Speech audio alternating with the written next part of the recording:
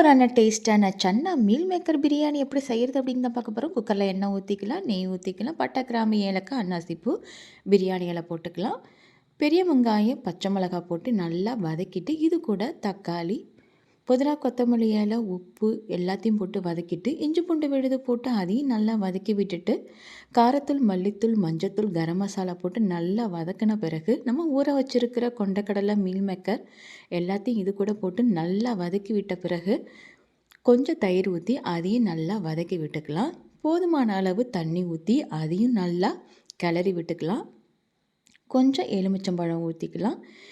வீட்டரிசி அதை நம்ம இது கூட போட்டு அதையும் நல்லா மிக்ஸ் பண்ணி விட்டுட்டு லாஸ்ட்டாக கரம் மசாலா கொஞ்சம் போட்டுட்டு அதையும் நல்லா கிளறி விட்டுட்டு குக்கரை மூடி நம்ம 2 விசில் வச்சு நம்ம எடுத்தோம் அப்படின்னா ஒரு சூப்பரான டேஸ்ட்டான மீல் மேக்கர் கொண்டக்கடலை பிரியாணி ரெடி. லாஸ்ட்டாக இறக்கும் போது கொத்தமல்லி இலை புதினா இலை போட்டு நெய் போட்டு இறக்குனீங்கன்னா அவ்வளோதான், டேஸ்ட்டு சூப்பர்.